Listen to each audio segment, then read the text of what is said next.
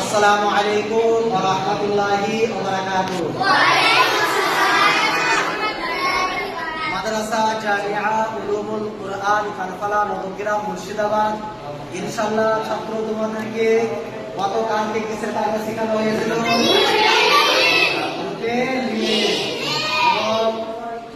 এই গ্রুপের তোমরা সবাই ভালোভাবে বুঝে নিয়েছো। ইনশাআল্লাহ আজকে তোমাদের কায়দা হবে কিসের? ইজহারের কায়দা। তার জন্য আমাদের মাওলানা বুরহান মোল্লা তোমাদেরকে কায়দা আজকে ইজহারের কায়দা ভালোভাবে বুঝিয়ে দিবে। হ্যাঁ তো বাবুরা, গতকাল আমরা শিখেছিলাম হুরফেলিন। আজকে তোমাদেরকে শিখাবো ইজহারের কায়দা। কিসের কায়দা? ইজহারের কায়দা বলতে যে জায়গায় তোমরা দেখবা মিম নুন সাকিন থাকবে, মিমের পরে নুন সাকিন থাকবে, এই মিম নুনের পরে যখন এই আলিফ থাকবে, প্রথম তোমরা কায়দা করে দেখো। এটা হচ্ছে হামজা। ইজহারের হরফ কটা? ছটা। কয়টা? ছয়টা।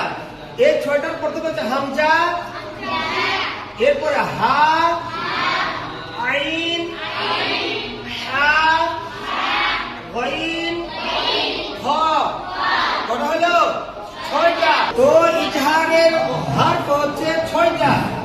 এই ছয়টা তোমরা যখনই দেখতে পাবে কি মিম আর নুনের পরেই থাকছে, নুন সাকিনের পরেই যখন তোমরা দেখবে হুরফে এই ইজহারের কায়দার মধ্যে এই ছয়টার মধ্যে যে কোনো যদি একটা কায়দা থাকে তখন সেখানে পড়বা মান আমানা।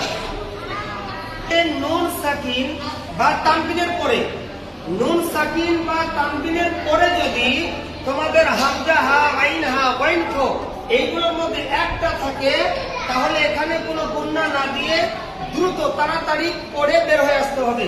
যেমন মান আমানা, মান আমানা। এবার 2 নম্বর দেখো হা। হাটা যখন থাকবে এই মিম আর নুনের পরে, নুন সাকিনের পরে যখন হা থাকবে তখন তোমরা পড়বে মিন হুম, মিন হুম, মিন হুম। এরপরে দেখো আইন যদি থাকে, মিম আর নুনের পরে যদি, নুন সাকিনের পরে যদি আইন থাকে তাহলে পড়বে মিন আযাবি। সকলে পড়ো মিন আযাবি। এরপরে দেখো হা। এই হা যদি থাকে তাহলে পড়বে নারন হামিয়া। এখানে দেখো মিম বা নুন নাই, তবে রয়ের পরে এই যে নারন হামিয়া। এরপরে দেখো যদি থাকে ওয়াইন, মিম নুন সাকিনের পরে, নুন সাকিনের পরে যদি ওয়াইন থাকে তো এরকম পড়বে মিন গায়রিহি, মিন গায়রিহি, মিন গায়রিহি।